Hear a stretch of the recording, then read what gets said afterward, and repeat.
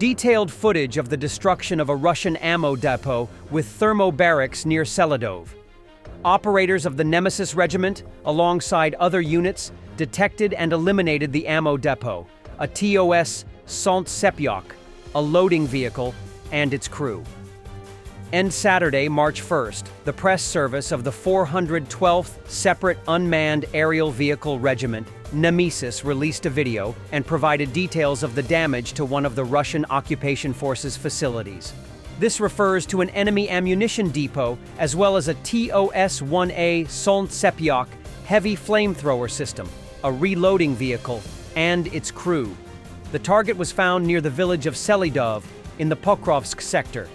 The operation was carried out jointly with unnamed units of the Defense Forces of Ukraine. This operation clearly demonstrates the effectiveness of coordination between different units of the armed forces of Ukraine. Most importantly, it serves as a reminder to the enemy that they cannot escape, even in the deep rear or well-disguised hiding places, the statement reads.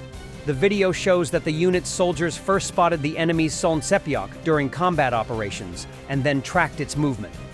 In the end, the Russian heavy flamethrower system drove into one of the hangars, after which the facility was struck by drones. Thermobaric munitions, also known as vacuum bombs, create a massive blast by dispersing fuel particles before ignition.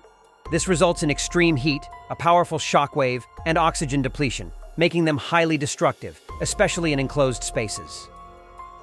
The UK Defense Intelligence analyzes why Russia can't dominate Ukraine's airspace. After 3 years of war, the Russian aerospace forces, despite technological and numerical advantage, have failed to gain air superiority over Ukraine. Russia has resorted to using their tactical-level aviation, such as the Su-34 aircraft, as airborne artillery, the UK Defense Intelligence reports. Russia's consistent use of one-way attack unmanned aerial systems has likely allowed Russia the space and time to recuperate its long-range aviation fleet and their associated air-launched cruise missile and air-launched ballistic missile stocks. While Russia retains the ability to use these assets, the ultimate effect is that the air defense picture for Ukraine is increasingly busy, complex, and challenging. With this combination of systems, the Russians have consistently targeted Ukrainian critical national infrastructure and air bases. Ukraine has successfully used UAS against military targets and infrastructure in Russia with increased regularity, including multiple recent strikes on Russian oil refineries.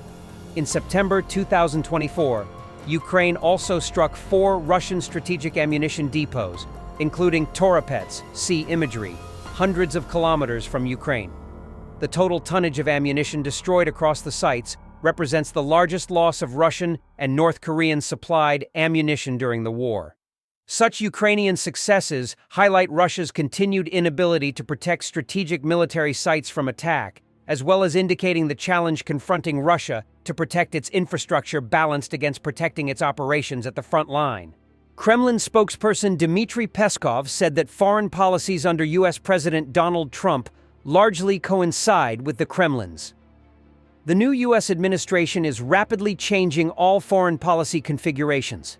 This largely coincides with our vision, Peskov said in a commentary for the Moscow Kremlin-Putin program on the Rossiya 1 TV channel, according to Russian state media TASS. AFP said the interview was recorded on Wednesday and aired on Sunday. In his comments, Peskov also noted how the U.S., alongside Russia, voted against a Ukraine-backed resolution condemning Moscow's invasion at the UN General Assembly in a historic move.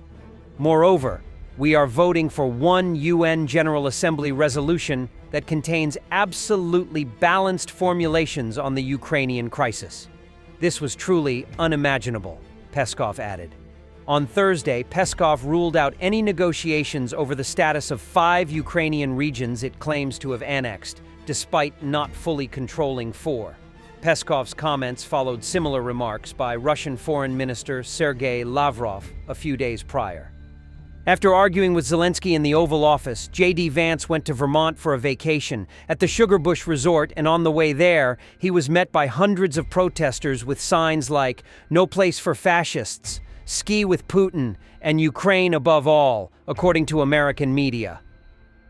Liz Cheney, former chair of the House Republican Conference and Representatives, said, Generations of American patriots, from our revolution onward, have fought for the principles Zelensky is risking his life to defend.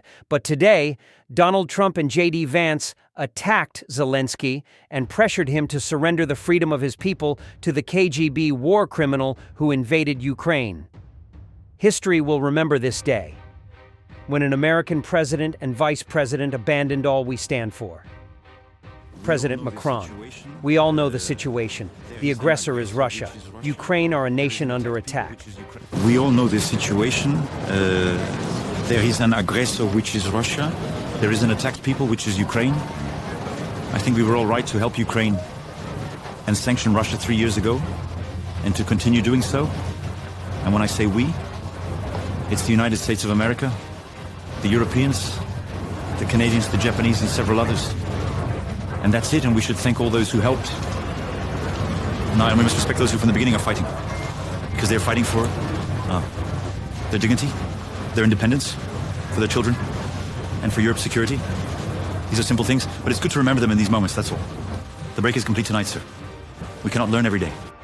Polish Prime Minister Donald Tusk, speaking before his flight to London for the European-Ukraine summit. 500 million Europeans are asking 300 million Americans to defend them against 140 million Russians.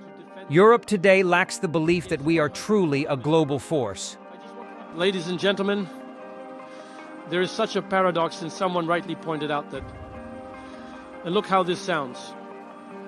500 million Europeans are asking 300 million Americans to defend them against 140 million Russians. I just want to repeat these words. Can you count?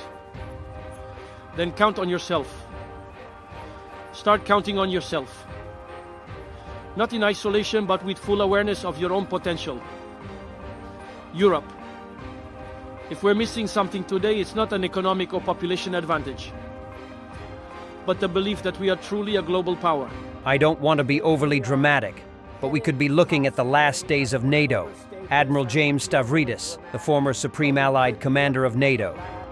I think we are headed possibly, I don't want to overstate this, I don't want to be overly dramatic, but we could be looking at the last days of NATO. Thanks for watching, and don't forget to subscribe. Also, if you want to support Warthog Defense, please become our member and get early access to new videos, exclusive members-only videos, and become administrator in comment section. The membership link is in the description. Rescues every day. We had a guy last week, it's 6 rescues in 6 days. You know, he's doing the job every day.